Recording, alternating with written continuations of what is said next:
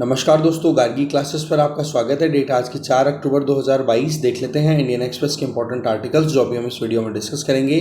हमारे पास में जो इश्यूज़ हैं उनमें पहला इशू रहेगा कि G20 का जो करंट प्रेसिडेंट है दैट इज़ इंडोनेशिया, तो उससे हम क्या लर्न कर सकते हैं वो जानेंगे। दूसरा मुद्दा रहेगा सुप्रीम कोर्ट की प्रोसीडिंग्स को लाइव स्ट्रीम करने से रिलेटेड। तीसरा हम बात करेंगे कि पॉलिटिकल पार्टीज़ के बीच में जब डिस्प्यूट होता है, किसी भी पॉलिटिकल पार्टी में अगर स्प्लिट होता है तो इलेक्शन सिंबल और पॉलिटिकल पार्टी का नाम ये किस ग्रुप को मिलेगा वो डिसाइड करने में इलेक्शन कमीशन ऑफ इंडिया कैसे काम करता है, थोड़ा उसके बारे में जानेंगे। और लास्ट में हम देखेंगे कि अभी यूक्रेन रशिया वॉर में क्या करवट अभी ले ली है उस वॉर ने। ठीक है, तो ये मुद्दे इनको देखते हैं। फर्स्ट आर्टिकल है goodwill over reciprocity, that means bilateral relations के बजाय ज़्यादा इंडिया को विश्वास करना चाहिए मल्टीलेटरलिज्म में। देखते हैं क्या है पूरा मुद्दा। मंजीत कृपलानी और जेन रे ब्रॉकमैन इनके द्वारा लिखा हुआ आर्टिकल है। देखो, अभी देखी जाए बात तो G20 की प्रेसिडेंसी का एकदम पीक टाइम चल रहा है। इंडोनेशिया के पॉइंट ऑफ व्यू से देखें तो इंडोनेशिया क्या है, अब हैंडओवर करने वाला है 2 महीने बाद में इंडिया को ये जो प्रेसिडेंसी है G20 की। ठीक है, अभी देखा जाए तो सितंबर 4 से 6 के बीच में G20 के द्वारा एक समिट ऑर्गेनाइज की गई जिसका नाम था थिंक 20। ठीक है, ये जो थिंक 20 है ये बेसिकली एक आइडिया बैंक है कि कैसे G20 कंट्रीज़ मिलकर के ग्लोबली अपने आप को और ज़्यादा इंगेज कर सकते हैं, कैसे वो अपने रिसोर्सेज को यूटिलाइज कर सकते हैं long term point of view से, जिससे ग्लोबल कम्युनिटी को बेनिफिट पहुंचे, ग्लोबल प्रॉब्लम्स को सॉर्ट आउट किया जा सके। इंडिया देखो खुद को चेयर रहा इस T20 टास्क फोर्स के अंडर में, जहां पर open trade and sustainable investment को प्रमोट करने की बात की गई। तो कुल मिलाकर के एक तो थिंक 20 ये G20 से एसोसिएटेड हो गया, जो कि आइडिया बैंक है कि कैसे ग्लोबल प्रॉब्लम्स को सॉल्व किया जा सकता है G20 के कंट्रीज़ को साथ में ला करके, और एक open trade and sustainable investment, right. ये जो आप कह सकते हो कि इसके लिए जो टास्क फोर्स बनी इसमें इंडिया का भी इम्पोर्टेंट रोल रहा कि कैसे इंटरनेशनल ट्रेड को हम इंक्रीज कर सकते हैं, इकोनॉमिक सस्टेनेबिलिटी को इंश्योर कर सकते हैं। अब देखो G20 ग्रुप की बात करें तो उसमें 19 तो कंट्रीज़ हैं, एक यूरोपियन यूनियन है, ऐसे करके ये 20 का ग्रुप बन गया, जिसमें डेवलप्ड और डेवलपिंग कंट्रीज दोनों अवेलेबल हैं, दोनों प्रेजेंट हैं। ठीक है, काम है ग्लोबल इकोनॉमिक गवर्नेंस को इम्प्रूव करना। 2022 का में आप देखो पहली बार ऐसा रहा है कि लगातार 4 डेवलपिंग कंट्रीज जो हैं वो आप देखोगे प्रेसिडेंट रह रहे हैं किसके, G20 के। अभी करंट इंडोनेशिया है, फिर इंडिया बनेगा, फिर ब्राज़ील और फिर साउथ अफ्रीका, और बाकी आप पता है कि डेवलप्ड कंट्रीज़ हैं। डेवलप्ड में मेन G7 कंट्रीज़ का पार्टिसिपेशन भी G20 में आता है।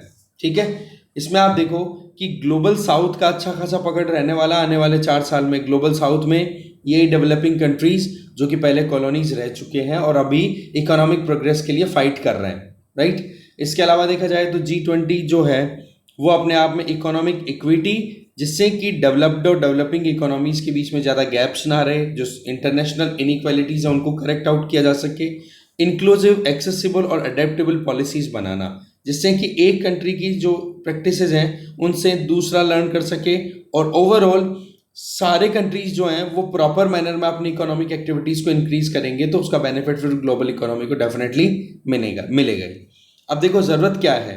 देखो, एक तो केवल हम ये कहें कि प्रेसिडेंसी हमारे हाथ लग गई और हम क्या मतलब नैरोली हमारी खुद की जो स्ट्रेंथ एंड वीकनेसेस हैं उन्हीं पे ध्यान देने लग जाएं, तो बजाय इसके इंडोनेशिया ने कैसे इस G20 प्रेसिडेंसी को कंटिन्यू किया, बोला उससे इंडिया को बहुत कुछ लर्न करने की ज़रूरत है।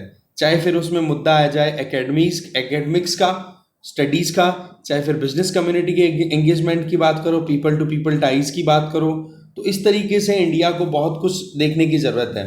अब आप देखो G20 में मुद्दे उठे तो वहाँ पर WTO से रिलेटेड मुद्दों को भी हमें हाईलाइट करने की ज़रूरत है। इसके अलावा राइटर्स दोनों मिलकर के एक इम्पॉर्टेंट पॉइंट हाईलाइट कर रही हैं कि बायलैटरल एंगेजमेंट पे ज़्यादा इंडिया जो है वो रिलाई कर रहा है, मल्टीलेटरल एंगेजमेंट पे इंडिया बहुत कम एंगेज कर रहा है। तो एक तो इस पर ध्यान देने की ज़रूरत है। आज इंडिया वर्ल्ड की 5th लार्जेस्ट इकोनॉमी है, तो क्यों ना हम हमारी जो पॉजिटिव रेट ऑफ ग्रोथ है जो कि वर्ल्ड में कहीं और देखने को मिल नहीं रही है इतनी ज़्यादा जितनी इंडिया में है, तो उसको फुल्ली हार्नेस करने की ज़रूरत है और उसमें मल्टीलैटरलिज्म एक अच्छा ऑप्शन निकल सकता है। तो इंडोनेशिया से हम क्या क्या लर्न कर सकते हैं? पहला तो ये है कि अकेला चलना, एकला चालो रे वाला जो कॉन्सेप्ट है ना, उससे थोड़ा सा हमें हटना पड़ेगा। ठीक है, अकेला चलना हमें आगे प्रॉस्पेरिटी दे, इसके ऊपर सवाल उठता है। इंडोनेशिया ने देखो एक्टिवली अपना पार्टिसिपेशन दिया है ईस्ट एशिया में या पैसिफिक रीजन में, जो भी कोई ग्रुप्स वहाँ पे प्रेजेंट है। फॉर एग्जांपल आसियान की बात कर लो, या फिर आसियान कंट्रीज जो हैं, साउथ ईस्ट एशियन जो नेशनल कंट्रीज हैं, 10 कंट्रीज उनका ग्रुप है ये, जिनके बीच में फ्री ट्रेड एग्रीमेंट साइन हो रखे हैं। इसके अलावा ASEAN+6 जिसको ईस्ट एशिया समिट बोलते हैं, उसमें भी इंडोनेशिया पार्टिसिपेट करता है। खैर ईस्ट एशिया समिट में तो इंडिया का पार्टिसिपेशन भी है, ये +6 में एक इंडिया भी है। इसके अलावा 15 मेंबर्स का RCEP है, रीजनल कॉम्प्रिहेंसिव इकोनॉमिक पार्टनरशिप। ठीक है, इसमें देखो इंडिया पहले पार्टिसिपेट करता था, फिर इंडिया ने विड्रॉ कर लिया खुद के पर्सनल डोमेस्टिक इश्यूज को हाईलाइट करते हुए। इसके अलावा Asia Pacific economic cooperation APEC है, उसमें भी इंडोनेशिया पार्टिसिपेट करता है। तो ओवरऑल अगर देखा जाए ना, तो इंडोनेशिया का मल्टीलैटरलिज्म में बहुत ज़्यादा विश्वास है, बहुत एंगेज कर रहा है। साथ में अगर पिछले 3 दशकों की बात करें तो इंडोनेशिया ने अपने कॉपरेशन और अपनी कैपेसिटी बिल्डिंग को इंक्रीज किया है, जिसमें पीपल टू पीपल टाइज पे बहुत ध्यान दिया है, चाहे वो एशिया की बात कर लो चाहे पैसिफिक रीजन की बात कर लो। तो बोले ये चीज़ें इंडिया को भी लर्न करनी चाहिए कि कैसे इंडोनेशिया ने मल्टीलैटरलिज्म में एंगेज किया और बाकी एस्पेक्ट्स कैपेसिटी बिल्डिंग में खुद को कैसे डेवलप करने की कोशिश कर रहा है Indonesia, institutional engagement, people to people ties, ये सारी चीज़ें हम लर्न कर सकते हैं। दूसरा पॉइंट यहाँ पर है कि इंडोनेशिया ने इंट्रा एशिया रिलेशनशिप को बहुत ज़्यादा फोकस में रखा है, और इंट्रा एशिया में भी जैसे आसियान पे ज़्यादा फोकस किया है कि हाँ भी आसपास के कंट्रीज़ के साथ में अपनी एंगेजमेंट बढ़ाए। साथ में एजुकेशनल लिंकेजेस की बात की जाए तो ऑस्ट्रेलिया जैसे कंट्रीज़ के साथ में अच्छा खासा एंगेजमेंट है इंडोनेशिया का। आज इंडोनेशिया के ज़्यादातर स्टूडेंट्स पढ़ने के लिए कहाँ जाते हैं? ऑस्ट्रेलिया में। इन्वेस्टमेंट भी अच्छा खासा आता है इंडोनेशिया में ऑस्ट्रेलिया से अगर देखा जाए तो। और जबकि दूसरी तरफ हम इंडिया की बात करें तो हम रीजनल इकोनॉमिक एंगेजमेंट ज़्यादा नहीं रखते हैं, कम करते हैं। डोमेस्टिक इकोनॉमी को हमने अभी तक ग्लोबल ट्रेड में इतना ज़्यादा एंगेज किया नहीं है। जैसे हम अगर कैपिटल अकाउंट और करंट अकाउंट कन्वर्टिबिलिटी की बात करें तो करंट अकाउंट कन्वर्टिबिलिटी तो हमारी ठीक है, क्योंकि हम ट्रेड जो करते हैं, लेन देन करते हैं, उसमें हमारी करेंसी सीधा डॉलर या फिर इंटरनेशनल जो भी करेंसीज है उनके साथ में रिलेशन में चलती है। बट जब कैपिटल अकाउंट की बात आती है इन्वेस्टमेंट से रिलेटेड, उसमें अभी तक भी हमने पूरी 100% कन्वर्टिबिलिटी नहीं रखी है, वहाँ पर पार्शियलिटी है। दैट मीन्स गवर्नमेंट जो है वो रेगुलेट करके रखती है। तो कुल मिलाकर के हमने ग्लोबल ट्रेड के साथ में पूरा ओपनली एंगेज नहीं किया है।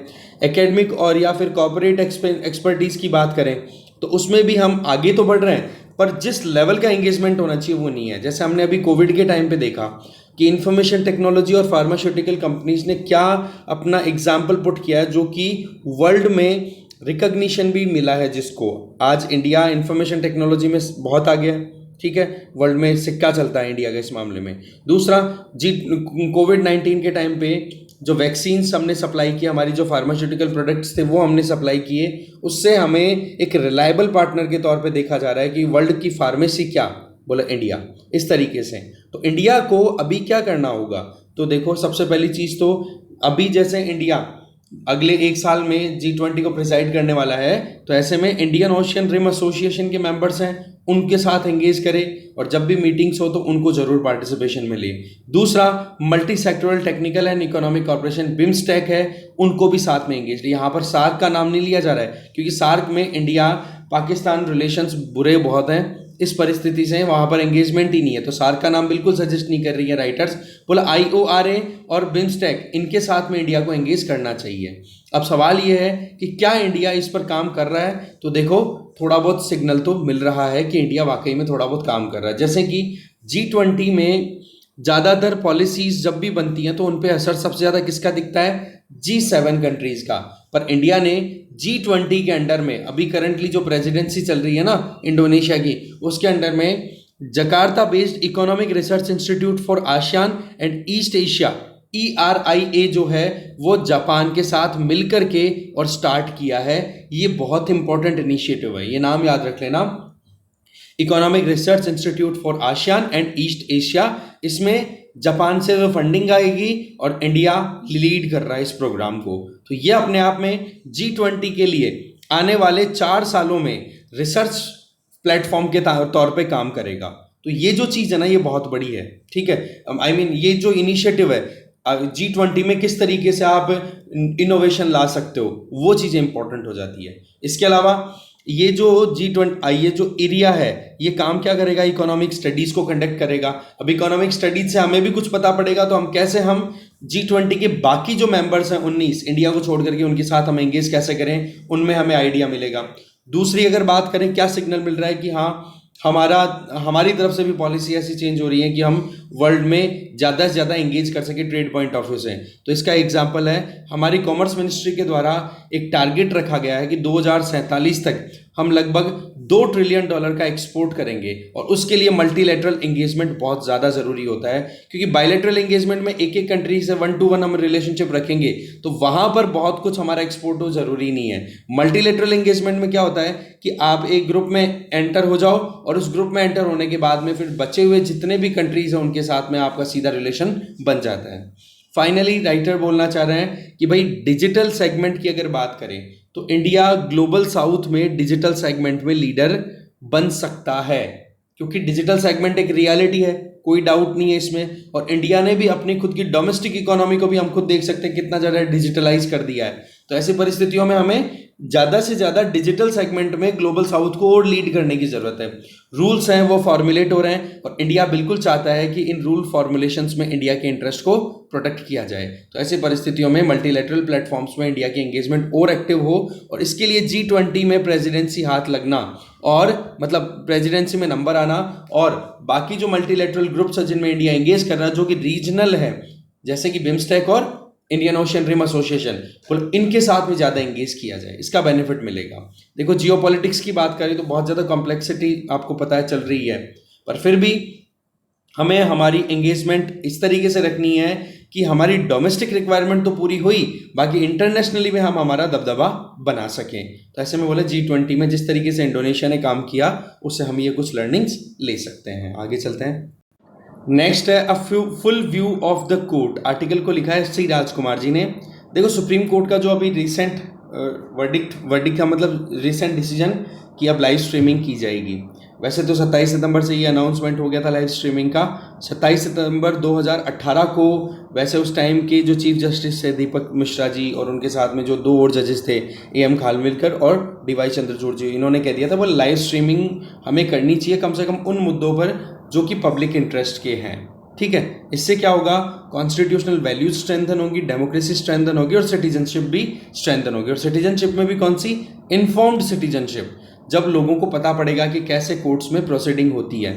कोई भी कोर्ट जैसे सुप्रीम कोर्ट कोई भी वर्डिक्ट देगा तो उसके पीछे के क्या आर्ग्यूमेंट्स थे वो लोगों को पता पड़ेंगे, और लोग बिना किसी हसल के, बिना किसी प्रॉब्लम के इजीली देख पाएंगे इसमें अपने खुद के मोबाइल फ़ोन्स पे, या फिर लाइव स्ट्रीमिंग होगी तो उससे तो ये बेनिफिट मिलेगा। ठीक है, तो 20 सितंबर की बात है। ठीक है, तब सुप्रीम कोर्ट के जजेस ने, पर्टिकुलरली हम बात करें अभी चीफ जस्टिस हैं UU ललित जी, उन्होंने कहा कि हम लाइव स्ट्रीमिंग पे कंटिन्यू करेंगे। अच्छा, ये लाइव स्ट्रीमिंग से रिलेटेड एक कमेटी कॉन्स्टिट्यूट की गई थी जिसको बोला गया था ई कमेटी। ठीक है ना, सुप्रीम कोर्ट्स ई कमेटी, इसको चेयर किया था जस्टिस चंद्रचूड़ जी ने। तो उन्होंने भी इसी बात पर फोकस किया कि वाकई में हमें लाइव स्ट्रीमिंग को प्रमोट करना चाहिए। तो ये एग्जैक्टली ऐसा ही कुछ मानो जो इंडियन सुप्रीम कोर्ट के फॉर्मर जज रह चुके हैं जिनका नाम रहा लॉर्ड डैनिंग। उन्होंने क्या कहा कि भाई आप एक चीज़ देखो कि if we never do anything which has not been done before we shall never get anything anywhere. मतलब जो आज तक नहीं हुआ, अगर वो चीज़ हम करने की कोशिश ही नहीं करेंगे तो हम आगे कभी बढ़ भी नहीं सकेंगे। तो बोले इस चीज़ को लेटर एंड स्पिरिट में इम्प्लीमेंट करने की बात की है कि वाकई में कुछ नया तो हमें करना ही होगा, जिससे कि हम और ज़्यादा इंक्लूसिव जस्टिस इंश्योर कर सकें। ठीक है, तो कॉन्स्टिट्यूशनल बेंचेस के द्वारा कोई प्रोसीडिंग की जा रही है, उनकी लाइव स्ट्रीमिंग करना, कोई भी नेशनल इंटरेस्ट का मुद्दा है उसको हाईलाइट करना, वो सारी चीज़ें। अब इसके बेनिफिट क्या क्या होंगे, क्या ये डिसीजन इम्पैक्ट देने वाला है? तो सबसे पहला तो ये कि एक साधारण जो सिटीजन है ना, उनको नॉर्मली कोर्ट की प्रोसीडिंग्स के बारे में पता नहीं पड़ता है। इससे क्या होता है कि केवल ये रहता है कि पता नहीं सुप्रीम कोर्ट में कितना क्या हाई लेवल की प्रोसीडिंग होती है, हम लोग कैसे पहुंचेंगे, मुद्दा तो आता ही रहता है भाई, कॉमन मैन के केसेस ही पहुंचता है सुप्रीम कोर्ट में। या जुडिशरी की बात करें तो जब जुडिशरी की प्रोसीडिंग के बारे में कॉमन मैन को पता पड़ेगा तो एक इंडिविजुअल को स्ट्रांग फीलिंग तो आएगी ना, कॉन्फिडेंस तो आएगा ना कि कैसे जुडिशियल फंक्शनिंग होती है, ट्रांसपेरेंसी आएगी। हाँ भाई, वर्डिक्ट दिया है सुप्रीम कोर्ट ने तो क्यों दिया है, क्या आर्ग्यूमेंट्स थे उसके पीछे, एक्सेसिबिलिटी इंश्योर होगी, स्ट्रेंथन कर की जाए, मतलब एक स्ट्रेंथ मिलेगी डेमोक्रेसी को, अल्टीमेटली इन्फॉर्म्ड सिटीजनरी बनेगी कि नहीं, नागरिक बहुत जागरूक हो जाएंगे धीरे धीरे देख देख करके। पहला फायदा तो ये रहेगा। दूसरा, रूल ऑफ लॉ की हम बात करते हैं कि भाई कानून से ऊपर कोई नहीं होगा, कानून के सामने सब समान नजरों से होंगे। तो ये जो रूल ऑफ लॉ की इंपॉर्टेंस है ना, ये तब ज़्यादा और ज़्यादा एक्सेप्टेबल हो जाएगी जब supreme court rule of law को अपहेल्ड करने के लिए अपनी तरफ से वर्डिक्ट्स देगा, और उसमें हमारे जैसे जो कॉमन मैन है वो इजीली देख पाएंगे। तो कुल मिलाकर के लोगों की समझ को बढ़ावा मिलेगा इससे, है कि नहीं। इसके अलावा वो लोग जो डाउन ट्रोडन सेक्शन है, जो गरीबी में जी रहे हैं, जो मार्जिनलाइज सेक्शन है, उनके लिए जुडिशरी क्या काम कर रही है, क्या उनके अधिकारों को प्रोटेक्ट करने के लिए जुडिशरी को स्टेटमेंट दे रही है, तो उनको और ज़्यादा एक तरीके की एम्पावरमेंट फील होगी कि हाँ वाकई में हमारे कॉजेज को भी डिफेंड करने के लिए जुडिशरी काम करती है, और एक सच्चाई वाली बात है वो दिखेगी। ठीक है, तो इसका मतलब रूल ऑफ लॉ को रिस्पेक्ट करने वाली कल्चर जो है वो बननी शुरू हो जाएगी। तीसरा जो पॉइंट है that is related to transparency. देखो जुडिशरी में अभी तक जितना कुछ भी होता है उसमें क्या देखते हैं हम, एक तो डिफिकल्ट लैंग्वेज यूज होती है और उस लैंग्वेज को ज़्यादातर समझने की क्षमता लॉयर्स की या जजेस की रह जाती है। पर अब लाइव स्ट्रीमिंग होगी, ऑर्डिनरी सिटीजन्स, ऑर्डिनरी इंडियंस हैं वो भी देखेंगे और समझेंगे कि क्या तो बैकग्राउंड है, क्या क्या आर्ग्यूमेंट्स दिए गए, किन आर्ग्यूमेंट्स के बेसिस पे जजेस ने जजमेंट दिया।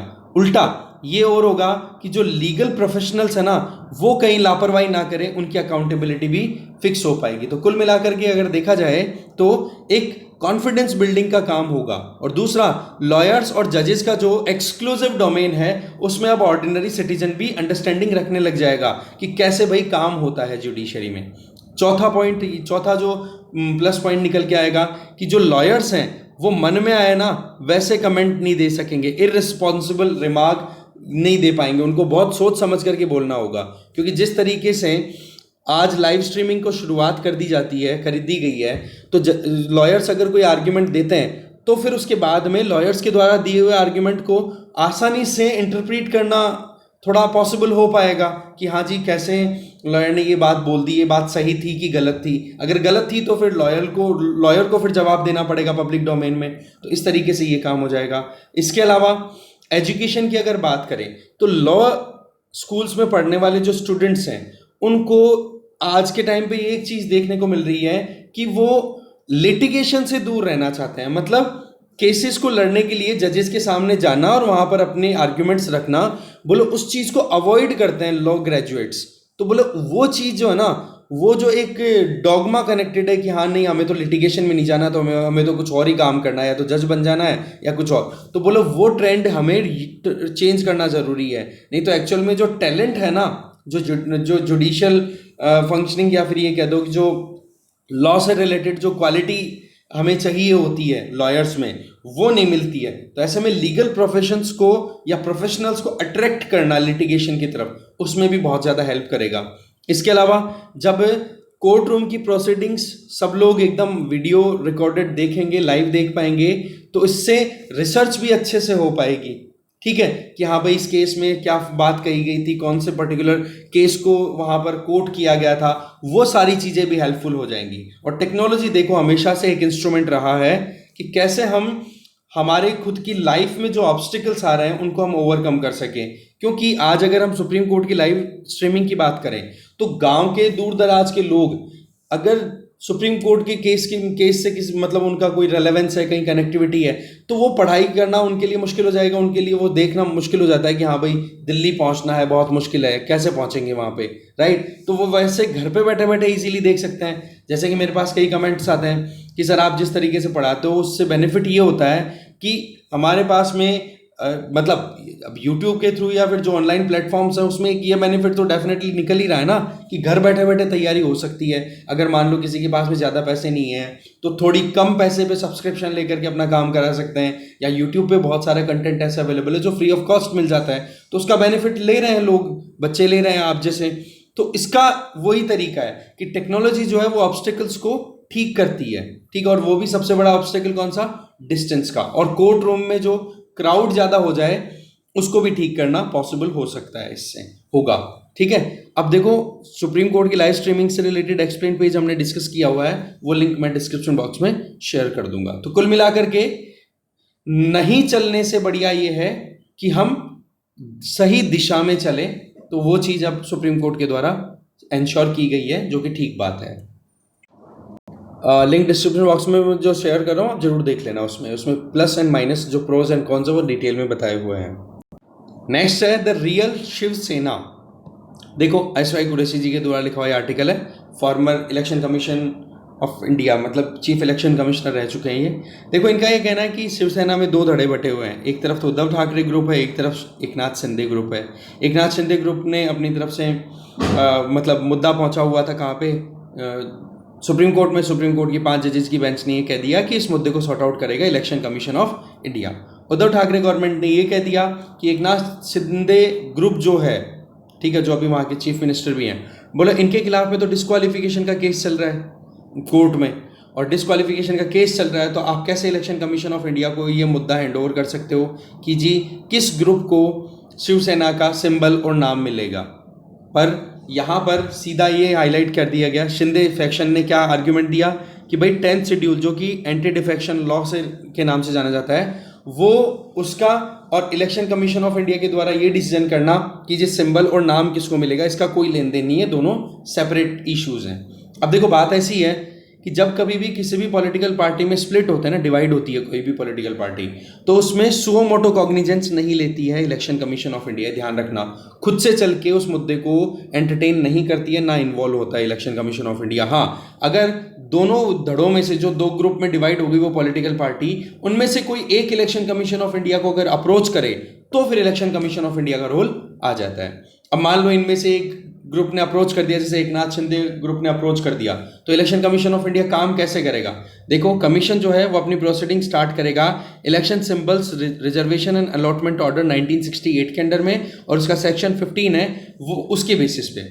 उसमें सीधा सा मुद्दा ये है कि जो इलेक्शन कमीशन ऑफ इंडिया है वो क्वेजी जुडिशियल बॉडी के तौर पे काम करेगा। इसका मतलब एक जजमेंट देना होता है, वहां पर एविडेंसेस लिए जाएंगे और फिर एक जजमेंट देगा election commission of India.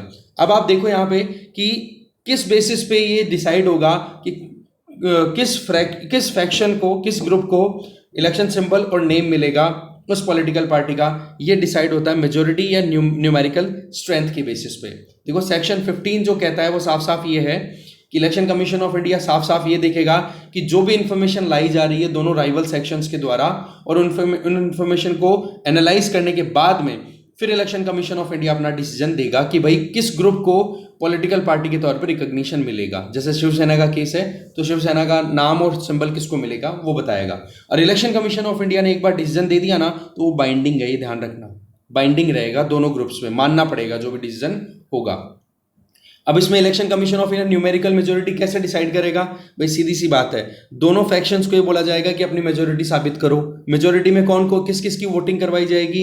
MPs की करवाई जाती है, एमएलएस की कराई जाती है, एमएलसीज की करवाई जाती है, और इसके अलावा जो पॉलिटिकल पार्टी है उस पॉलिटिकल पार्टी में जो ऑफिस बियरर्स हैं, जैसे अध्यक्ष उपाध्यक्ष और ये बनते हैं, पूरी लिस्ट हायरार्की होती है, उन सब की वोटिंग करवाई जाएगी, ठीक है। और फिर उसके बाद में डिसाइड कराया जाएगा कि जी किसके पास में ज़्यादा स्ट्रेंथ है, जिसके पास में ज़्यादा स्ट्रेंथ होगी उसको फेवर कर दिया जाएगा, ठीक है। और ऐसा पहली बार नहीं है जब इलेक्शन सिंबल और इलेक्शन में जो पॉलिटिकल पार्टी का नाम है वो किसी फैक्शन को देने का पहला ऐसा मुद्दा आया हो जो पॉलिटिकल पार्टी में स्प्लिट हुए हैं। इसके पहले भी बहुत बार हो चुके हैं। इसके पहले अगर देखें तो सुप्रीम कोर्ट की 3 जजेस की bench, justice HR Khanna, KS Hegde, AN Grover, इन्होंने क्लैरिफाई किया था कि पैराग्राफ 15 जो है जो इलेक्शन सिंबल ऑर्डर का, वो बिल्कुल परफेक्ट है, इसमें कोई प्रॉब्लम नहीं है। इन्होंने कॉन्स्टिट्यूशनली इसको अपहेल्ड भी किया था कि बोला वो पॉलिटिकल पार्टी को उसी को अधिकार मिलने चाहिए जो कि स्ट्रेंथ को शो करे, ठीक है।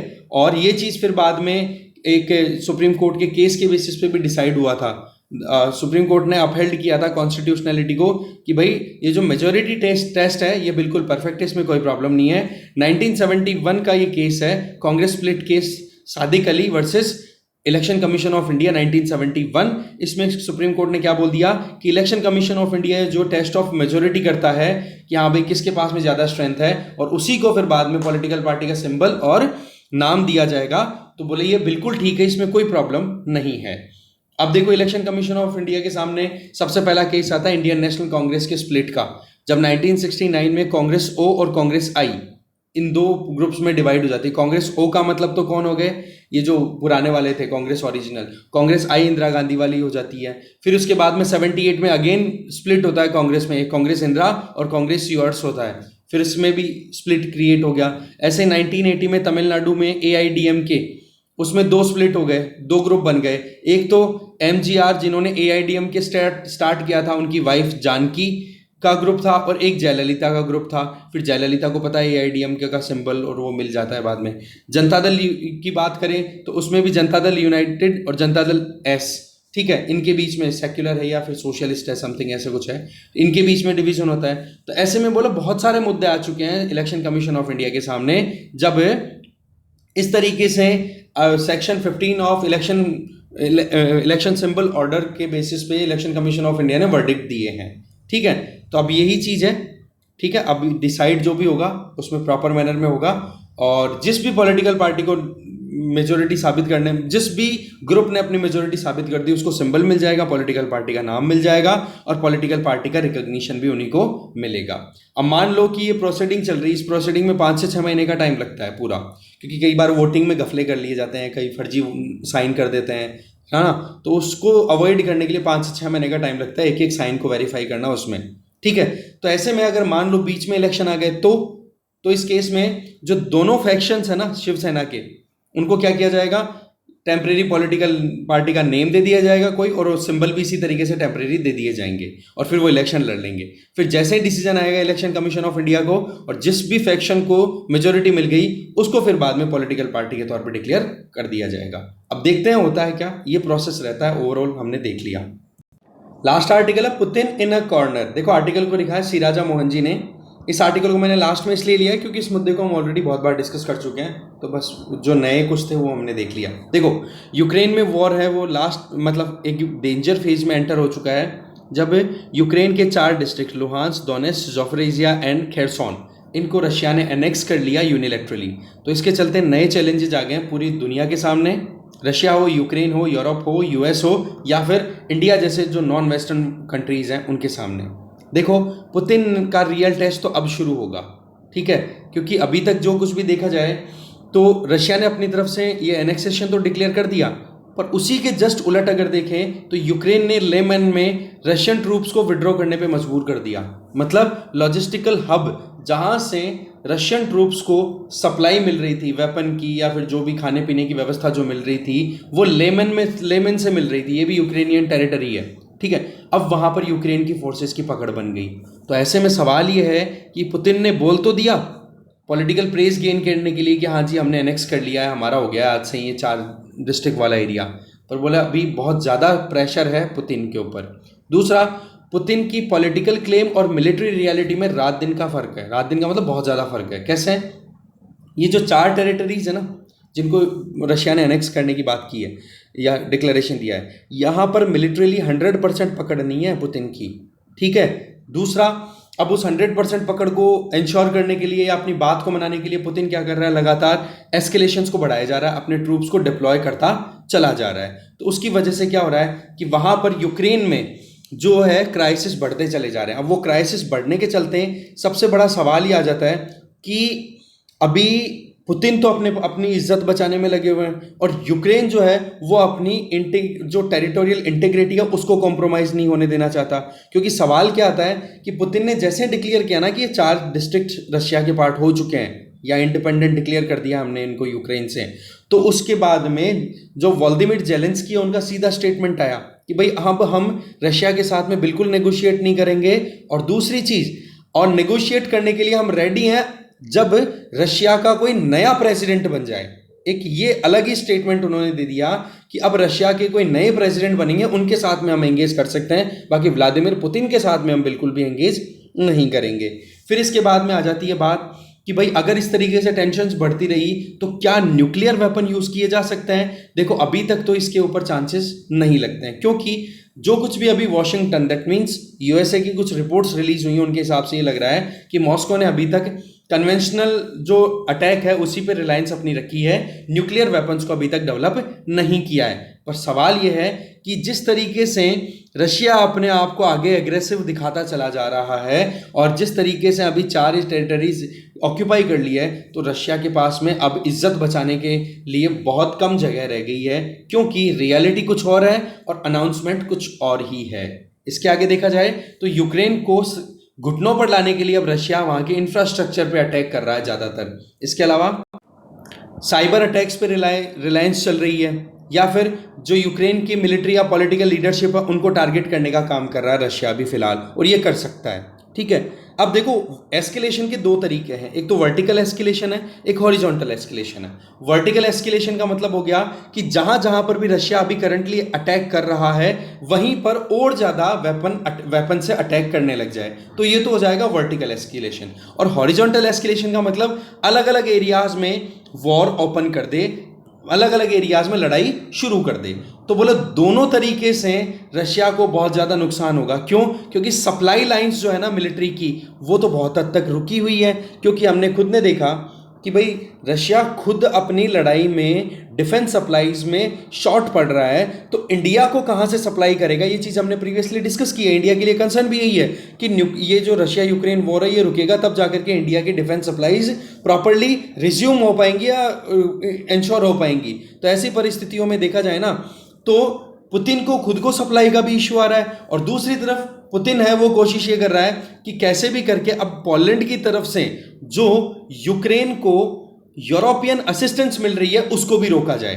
ठीक है, तो इस तरीके से ये मिलिट्री अटैक करने का टारगेट एक ये भी रह सकता है। कैसे? कि यूक्रेन को जो असिस्टेंस मिल रही है ना वो मिल रही है यूरोपियन कंट्रीज के थ्रू। ठीक है, और उसमें भी पोलैंड की जो बॉर्डर शेयर होती है यूक्रेन में उसमें, तो उसको भी रोकने की पूरी कोशिश करेगा पुतिन। और वही चीज है कि अगर एक बार इस तरीके से अगर एस्केलेशन बढ़ती चली गई तो यूरोप के पास में ज़्यादा चॉइस नहीं रहेगी कि वो न्यूट्रलाइज रह सके, वहां पर फिर बाद में एस्केलेशंस में फिर डेफिनेटली एंगेजमेंट बढ़ेगी। दूसरी अगर बात करें कि न्यूक्लियर वेपन की अगर बात करें तो न्यूक्लियर वेपन अगर रशिया यूज करता है तो नेटो फिर पीछे नहीं हटने वाला है। ठीक है, और ये चीज तो देखो जो बाइडेन ने अपने स्टेटमेंट्स में अनाउंस भी कर दिया है कि इसके कैटास्ट्रॉफिक रेपरकशंस देखने को मिलेंगे अगर रशिया न्यूक्लियर वेपन पे रिलाई करता है तो। ठीक है, अब देखो बात ऐसी है कि कुछ ग्रुप्स ऐसे हैं वहां पे यूक्रेन में, यूक्रेन वाले तो मैंने बात आपको करी दी कि किस तरीके से यूक्रेन की तरफ से स्टेटमेंट आए हैं कि फ्यूचर प्रेसिडेंट के साथ में तो हम एंगेज कर लेंगे पर पुतिन के साथ में नहीं करेंगे। ठीक है, अब देखो यहाँ पर यूक्रेन में जो कुछ भी हो रहा है उसको लेकर के 3 करंट अप्रोचेस हम देख सकते हैं। सबसे पहली अप्रोच तो ये कि रशिया को हरा दिया जाए जो ताकत लगा करके किसी भी तरीके से, जो कि यूके या फिर कुछ ग्रुप्स हैं यूरोप के सेंट्रल यूरोपियन कंट्रीज हैं वो चाह रहे हैं इस रेडिकल लाइन को कि कैसे भी करके रशिया को हरा दिया जाए। पर कुछ ऐसे ग्रुप हैं अभी भी वेस्टर्न यूरोप में जो ये चाहते हैं कि देखो युद्ध को खत्म करो, शांति की बातचीत करो। पर यहाँ पर सवाल ये है कि अब अगर शांति की बात होती है ना तो यूक्रेन की जो टेरिटरीज रशिया ने ग्रैब कर ली वो क्या मिल पाएगी? नहीं, यूक्रेन को टेरिटोरियल इंटीग्रिटी को कॉम्प्रोमाइज होते हुए देखना पड़ेगा। तो इस केस में जस्टिस और पीस इन दोनों के बीच में अब डिबेट है ये कि शांति चाहते हो या न्याय मिलनी चाहिए। अब न्याय मिलनी चाहिए तो यूक्रेन की टेरिटरी जो भी रशिया ने ग्रैब की है वो मिल जाए, और पीस चाहते हो तो फिर जल्दी से जल्दी नेगोशिएशन स्टार्ट कर दो, तो उसके चक्कर में फिर यूक्रेन के साथ में बिल्कुल अन्याय हो जाएगी। तो ऐसी परिस्थितियों में एक तो ये ऑप्शन निकल के आ रहा है कि युद्ध को खत्म करने के लिए रशिया को बिल्कुल घुटनों पर ला दिया जाए। दूसरा इसके अलावा देखी जाए तो अभी तक यूएसए ने एंटी रशिया कोalition को मोर और लेस बनाए हुए है कि हाँ भाई रशिया को रोकने के लिए यूक्रेन के जो लोग हैं या यूक्रेन की आर्मी है वही लड़े, हम केवल असिस्टेंस प्रोवाइड कर दें। पर जिस तरीके से व्लादिमीर पुतिन लगातार अपनी एग्रेशन बढ़ा रहे हैं तो ऐसी परिस्थितियों में ये चीज इंश्योर करना कि हाँ भाई अब जो है वो रशिया तो एग्रेसिव मोड में लगातार बढ़ता चला जा रहा है और यूक्रेन को छोड़ दिया जाए, तो वो चीज अब आगे नहीं चल पाएगी। तो ऐसी परिस्थितियों में यूएस को भी अपनी खुद के जो कहते हैं ना कि लिमिटेड जो कॉपरेशन यूक्रेन को मिल रहा है उसको फिर बाद में अपने मूड को चेंज करना पड़ेगा। भाई रशिया अगर एग्रेशन लगातार दिखाएगा तो वॉशिंगटन को भी अपनी पॉलिसी को रीथिंक करना पड़ेगा, चेंज करना पड़ेगा, है कि नहीं। इसके अलावा वेस्ट में डिवीजन का भी एक ऑप्शन निकल के आ रहा है कि जो वेस्टर्न कंट्रीज हैं उनके बीच में एक डिवीजन, एक आइडिया इस तरीके से डिवाइड कर दिया जाए कि हाँ जी रशिया के जो कंसर्न्स है अगर उनको एड्रेस कर दिया जाए तो रशिया एग्रेशन नहीं दिखाएगा। ये कुछ ग्रुप्स बोल भी रहे हैं वेस्टर्न सेक्शन की अगर बात करें, वेस्टर्न यूरोप की अगर बात करें, पर सवाल यह है कि पुतिन भी तो यही चाहता है कि भाई यूक्रेन के मुद्दे को लेकर के वेस्टर्न सोसाइटीज को दो धड़ों में डिवाइड कर दिया जाए और वो डिवीजन जो होगा वो पुतिन के लिए अपने आप में सक्सेस के तरीके से काम करेगा। ठीक है, तो पॉइंट यहां पर क्या आ रहा है कि पुतिन तो देखो अपनी तरफ से आगे बढ़ने की पूरी कोशिशें कर रहे हैं। ठीक है, पॉलिटिकली अनाउंस भी कर दिया, मिलिट्रीली चैलेंजेस भी बहुत सारे हैं, न्यूक्लियर वेपन पे रिलाई करना बहुत दूर की बात लग रही है। और बाकी रही बात वेस्टर्न सोसाइटीज में क्या काम हो रहा है, तो उसमें देखो ट्रेजेक्ट्री चेंज होने के चांसेस पूरे दिखाई दे रहे हैं, जिसमें एक तो फुल फ्लेजेड वॉर में इन्वॉल्वमेंट अगर हो जाता है पूरा यूरोप, ठीक है, तो उस केस में फिर रशिया के साथ में वॉर होता है तो रशिया को घुटनों पे लाना तो पॉसिबल होगा, फिर डर बढ़ जाता है किसका, न्यूक्लियर वेपन यूज होने का। फिर आ जाओ पुतिन का जो जस्टिफिकेशन है कि हाँ जी हमने यूक्रेन के जो 4 डिस्ट्रिक्ट्स हैं हमारे खुद के साथ में ज्वाइन कर लिए हैं, तो ये रस्की मिर, दैट मीन्स रशियन वर्ल्ड या फिर क्या हो स्पेयर ऑफ इन्फ्लुएंस जो है वो आइडिया सोवियत रिपब्लिक्स के अंडर में, कुल मिलाकर की बात यह है कि जो रशिया है अपना इन्फ्लुएंस को राइज कर रहा है। ठीक है, और उसी चीज को बोला पुतिन जो है जस्टिफाई करते हुए बोल रहे हैं कि हमने जो रस्की मिर वाला जो आइडिया है उसी पे हम काम कर रहे हैं। जबकि जो यूएसएसआर के डिसइंटीग्रेशन के बाद में जितने भी कंट्रीज निकले हैं छोड़ करके बेलारूस को, वो सारे कंट्रीज ये चाहते हैं कि भाई हमारे ऊपर रशिया इस तरीके से दादागिरी ना लगाए। ग्रेट हिस्टोरिक रशिया का जो आइडिया है ना उसको रिस्टोर करना चाहिए पुतिन को, ना कि रस्की मिर को। रस्की मिर का मतलब रशियन डोमिनेंस और ग्रेट हिस्टोरिक रशिया का मतलब रशियन इन्फ्लुएंस, या फिर ये कहो कि रशिया का अपने पड़ोसी देशों के साथ में अच्छा रिलेशन, बोलो इस पर काम करना चाहिए। ठीक है, पुतिन का एक ये भी कहना है कि मैं जो कुछ भी कर रहा हूं वो एंटी कॉलोनियल मूवमेंट है, जहां पर एक कंट्री यूएसए जो है वो अपनी ज्यादा से ज्यादा पकड़ बनाने की कोशिश कर रहा है। साथ में पुतिन की एक कैलकुलेशन ये भी थी कि जो ग्लोबल साउथ है, ग्लोबल साउथ अगेन वही डेवलपिंग कंट्रीज, ठीक है, जो अभी प्रोग्रेस कर रहे हैं, जो पहले कॉलोनियलिज्म का शिकार हो चुके हैं, तो बोला उनको निकालना है कॉलोनियल पीरियड से, क्योंकि आज के टाइम पे वेस्टर्न कंट्रीज जो हैं, पुतिन का ये कहना है कि वेस्टर्न कंट्रीज जो नियो कॉलोनियलिज्म के ऊपर विश्वास ज्यादा कर रहे हैं। पर सही मायने में देखा जाए ना तो यूनाइटेड नेशन जनरल असेंबली में मॉस्को के खिलाफ में जो रेजोल्यूशन लाया गया उसमें एरिट्रिया, नॉर्थ कोरिया और सीरिया, इन 3 के और बेलारूस और रशिया, इन 5 कंट्रीज के अलावा किसी ने भी रशिया की काम को फेवर नहीं किया। इवन 35 कंट्रीज जिनमें से 5, एक इंडिया खुद भी था, उसने तो वोट करने से एब्सटेन कर दिया था यूनाइटेड नेशन जनरल असेंबली में। फिर बात आती है यूनाइटेड नेशन सिक्योरिटी काउंसिल में, तो उसमें चाइना जो कि रशिया का क्लोजेस्ट पार्टनर है उसने भी वोट करने से मना कर दिया, ना तो रशिया के फेवर में किया ना रशिया के अगेंस्ट में। नहीं, अभी तक जितने भी रेजोल्यूशन आए थे उसमें रशिया के फेवर में ही चाइना ने वोट किया, पर अब की बार चाइना ने क्या कर दिया, विड्रॉ कर लिया या एब्सटेन कर लिया, और इंडिया ने भी एब्सटेन कर लिया। क्यों? क्योंकि डिसकंफर्ट बहुत ज़्यादा होती चली जा रही है, क्योंकि हमें पता है कि हमारे यहाँ पर कितना क्राइसिस हो रहा है। एक तो इंटरनेशनल रिलेशन में हम पे प्रेशर बन रहा है, दूसरी अगर बात करें कि जिस तरीके से हम वेपन की डिपेंडेंसी रशिया पे अभी भी हमारी बहुत ज़्यादा है, तो उसमें सप्लाई में इशू आ रहा है। ग्लोबल सप्लाई चेन की बात करें उसमें डिसरप्शन आ गया, तो ये सारी क्राइसिस इंडिया के लिए बहुत मुश्किलें पैदा कर रही है। तो इंडिया ने पहले भी एब्सटेन किया था, अभी भी एब्सटेन कर रहा है, पर इंडिया ये चीज़ बिल्कुल सिग्नल देता चला जा रहा है कि हम बिल्कुल भी कंफर्टेबल नहीं है इस वॉर को लेकर के। अब चाहे देखो वर्टिकल हो या हॉरिजॉन्टल एस्केलेशन हो, कोई सा भी हो, मुश्किलें तो बढ़ेगी। ठीक है, अब इसमें जो एडवर्सरीज हैं रशिया की या जो फ्रेंड्स हैं रशिया के, उनमें भी एक कह सकते हैं ना उनका टेस्ट होना बिल्कुल क्लियर है। चाहे चाइना हो, चाहे इंडिया हो, चाहे वेस्ट हो, चाहे रशिया खुद हो, सबका टेस्टिंग टाइम चल रहा है जिस तरीके से पुतिन अपनी एम्बिशंस को गेन करना चाह रहे हैं। तो ये सिचुएशन अभी निकल के आ रही है। तो डिस्कशन यही खत्म है। Thank you very much.